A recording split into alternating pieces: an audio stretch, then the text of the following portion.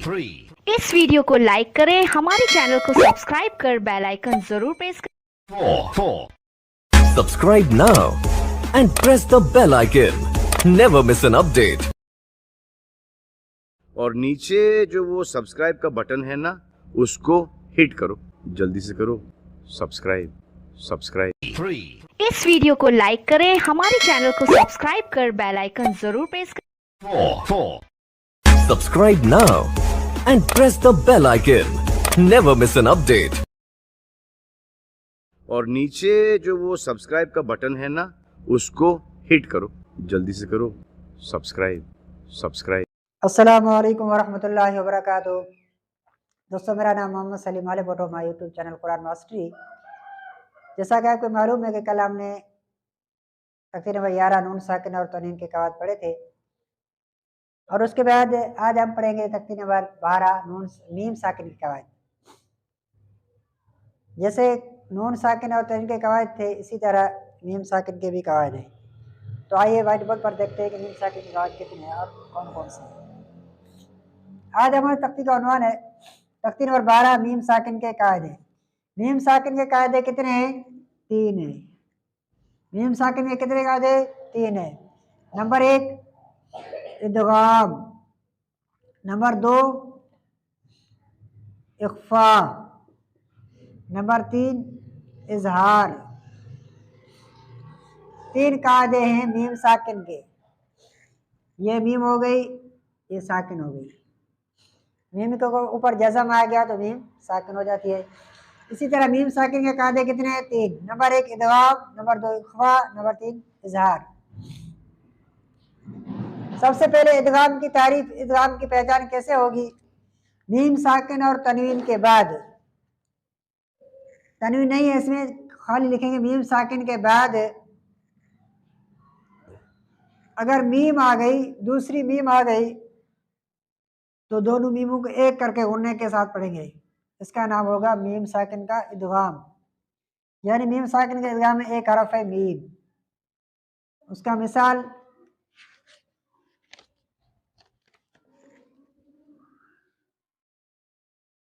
लकुम मा, मीम साकिन के बाद दूसरी मीम आई है, दोनों मीमों के एक करके गुणने के साथ पढ़ेंगे। इसका नाम है मीम साकिन का इदगाम। लकुम मा, इसमें क्या होगा? इदगाम होगा। इसी तरह इसका और हरफ भी है इलैकुम मुरसलून वहुम मुहतदून, वहुम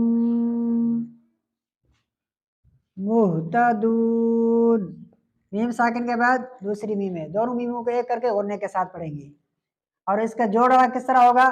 लाम ज़बर ला, काफ मीम मीम पेश, कुम लाकुम, मीम अलिफ ज़बर मा, लाकुम मा। इसी तरह इसका जोड़ा होगा। इस मीम साकिन पर कौन सा कवायद होगा? मीम साकिन का इदगाम। और इसका नाम मीम साकिन का इदगाम है।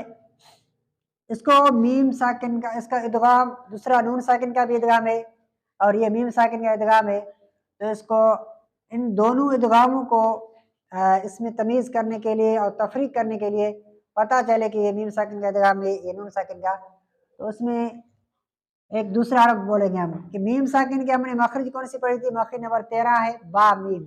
अदा होते हैं दोनों होंठ मिलाने से। तो होंठ जो है, होंठ उर्दू में होंठ कहते हैं, अरबी में इसको शफतैन कहते हैं, शफोन कहते हैं होंठ को। तो इसी तरह इसका नाम हम रखेंगे इदगाम शफवी। क्या नाम होगा? इदगाम शफवी। किस एतबार से रखा गया है? मीम और बा के एतबार से। बा और मीम दोनों होंठों से अदा होता है, इसीलिए मीम साकिन के जो भी तीनों कवायद है, इसका नाम शफवी होगा। शफवी, इदगाम शफवी, इख्फा शफवी, इज़हार शफवी।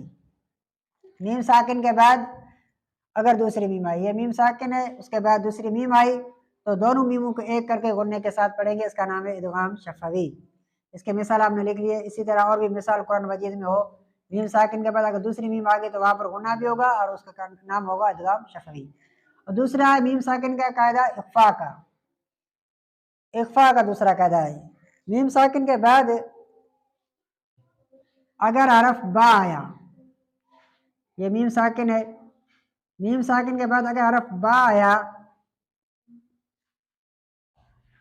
تو وہاں پر اخفاء شفوی ہوگا۔ میم ساکن کے بعد اگر حرف با آیا تو وہاں پر کیا ہوگا؟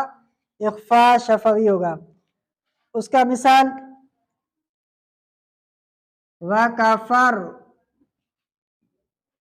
وَكَفَرْتُمْ بِهِ، میم ساکن ہے، یہاں پر با ہے، وَكَفَرْتُمْ بِهِ وقفاً وَكَفَرْتُمْ بِهِ، یہاں پر غنہ ہوگا، میم ساکن کے بعد اخفاء کا حرف با آیا ہے تو اس کا نام ہوگا اخفاء، اور با اور میم دونوں کے مخارج کے اعتبار سے اس کا اخفاء کا نام رکھیں گے ہم میم ساکن کا اخفاء شفوی، وہاں پر ادغام شفوی۔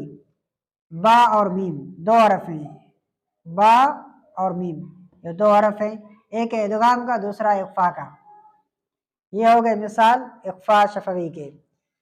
اور اس کے بعد با اور میم یہاں پر آ گئے، اس کے بعد تیسرا قاعدہ میم ساکن کا اظہار، اس کا نام مکمل نام اظہار شفوی ہم کہتے ہیں۔ اظہار شفوی کس کو کہتے ہیں؟ میم ساکن کے بعد، میم ساکن کے بعد با اور میم، با اور میم کے علاوہ، یعنی یہ حرف دونوں نہ ہو، ان کے علاوہ اور کوئی بھی حرف ہو تو وہاں پر میم ساکن کا اظہار ہوگا، یعنی میم ساکن کا، یا وہاں پر جو قانون ہے وہ ظاہر کر کے پڑھیں گے میم ساکن کے بعد، میم ساکن کے بعد با اور میم کا علاوہ، میم ساکن آ جائے اس کے بعد اگر با نہیں ہے دوسرا کوئی بھی حرف ہے، میم نہیں ہے دوسرا، یہ دو حرف نہ ہو، اس کے علاوہ اور کوئی بھی حرف ہو تو وہاں پر اظہار شفوی ہوگا، اس میں غنہ بالکل نہیں ہوگا۔ اس کا مثال آپ دیکھ لو، عالم تارا، میم ساکن کے بعد کیا ہے؟